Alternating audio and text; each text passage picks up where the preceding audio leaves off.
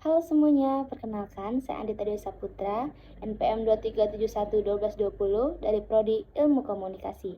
Di sini saya akan menjelaskan Pancasila sebagai ideologi negara. Konsep Pancasila sebagai ideologi negara. Istilah ideologi berasal dari kata idea yang berarti gagasan, konsep, pengertian dasar, cita-cita, dan logos yang berarti ilmu. Secara etimologis, ideologi diartikan sebagai ilmu tentang ide-ide atau the science of idea, atau jajaran tentang pengertian dasar. Kamus Besar Bahasa Indonesia, ideologi didefinisikan sebagai kumpulan konsep bersistem yang dijadikan asas pendapat yang memberikan arah dan tujuan untuk berlangsungan hidup. Ideologi juga diartikan sebagai cara berpikir seseorang atau suatu golongan. Ideologi dapat diartikan paham, teori, dan tujuan yang merupakan satu program sosial politik dalam Kamus Besar Bahasa Indonesia tahun 2008. Menurut para ahli, yaitu Sastra Prateja tahun 2001, ideologi adalah seperangkat gagasan atau pemikiran yang berorientasi pada tindakan dan diorganisir menjadi suatu sistem yang teratur. Menurut Serjanto, pada tahun 1991, ideologi adalah hasil refleksi manusia berkat kemampuannya menjaga jarak dengan dunia kehidupannya. Menurut Mugyarto tahun 1991, ideologi adalah sejumlah doktrin, kepercayaan, dan simbol-simbol sekelompok masyarakat atau suatu bangsa yang menjadi pegangan dan pedoman kerja atau perjuangan untuk mencapai tujuan masyarakat atau bangsa itu. Menurut Paul Hirsch, ideologi sebagai relasi sosial. Menurut Alpin Goldern, ideologi sebagai proyek nasional. Menurut Martin Selger, ideologi sebagai sistem kepercayaan. Selanjutnya, jenis ideologi dunia. Marxisme, Leninisme, suatu paham yang meletakkan ideologi dalam perspektif evolusi sejarah yang berdasarkan pada dua prinsip. Yang pertama, penentuan akhir dari perubahan sosial adalah perubahan dari cara produksi. Yang kedua, ada proses perubahan sosial bersifat dialektis. Liberalisme, suatu paham yang meletakkan ideologi dalam perspektif kebebasan individu, artinya lebih mengutamakan hak-hak individu.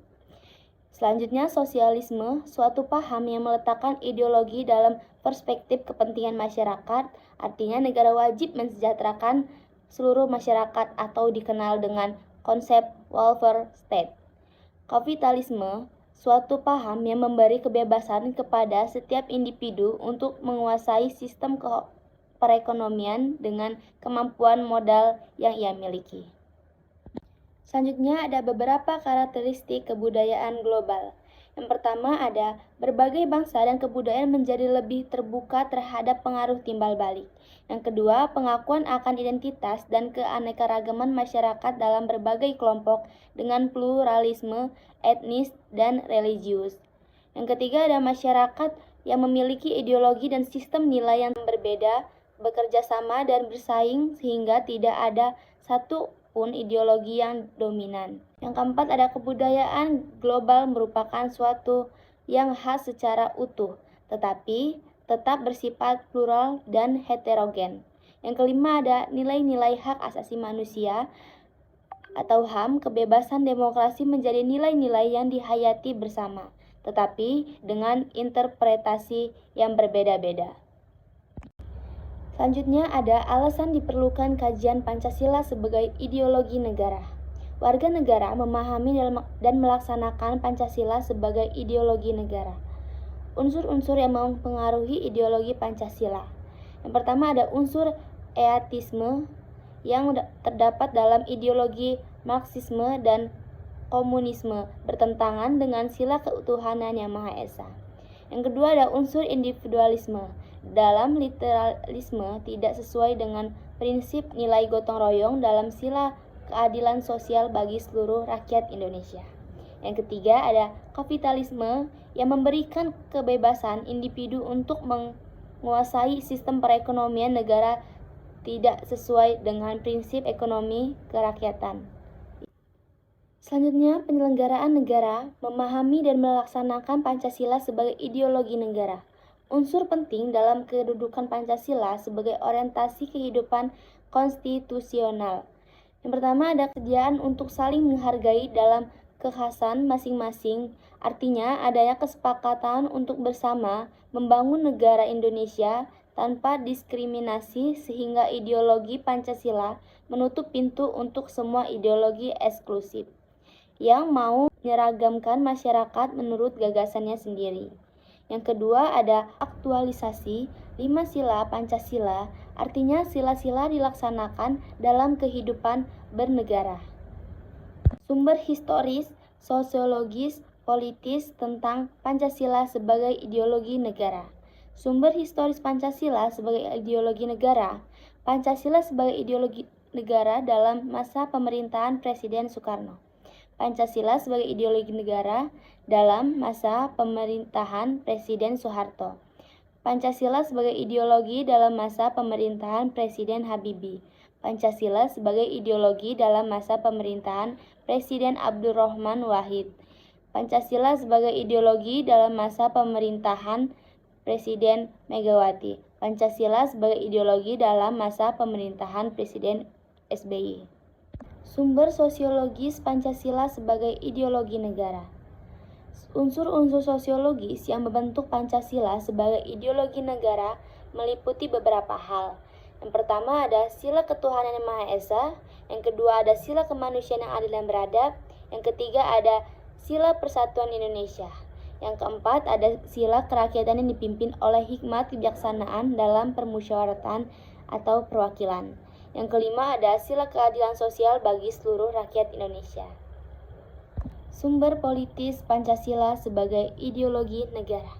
Unsur-unsur politis yang membentuk Pancasila sebagai ideologi negara meliputi hal-hal berikut. Yang pertama, sila ketuhanan yang Maha Esa diwujudkan dalam bentuk semangat toleransi antar umat beragama.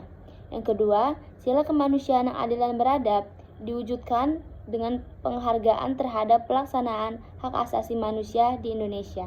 Yang ketiga, sila persatuan Indonesia diwujudkan dalam mendahulukan kepentingan bangsa dan negara daripada kepentingan kelompok atau golongan termasuk partai. Yang keempat, ada sila kerakyatan yang dipimpin oleh hikmat kebijaksanaan dalam permusyawaratan atau perwakilan.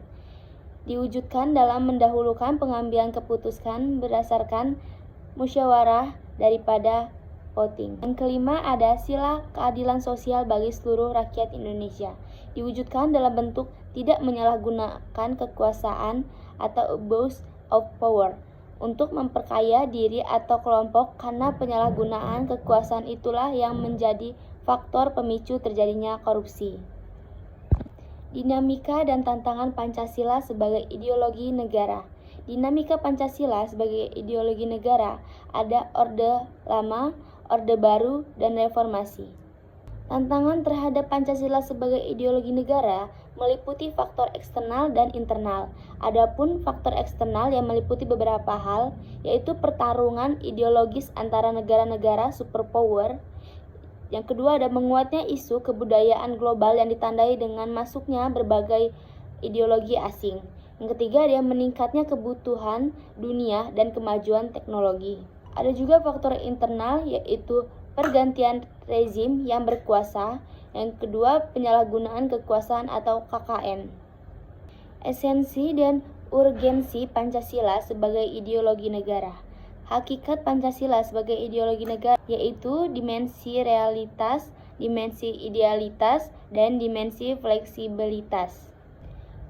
Urgensi Pancasila sebagai ideologi negara memiliki beberapa konkret Pancasila sebagai ideologi negara yang meliputi ideologi negara sebagai penuntut warga negara, ideologi negara sebagai penolakan terhadap nilai-nilai yang tidak sesuai dengan sila-sila Pancasila. Sekian dari saya presentasi hari ini.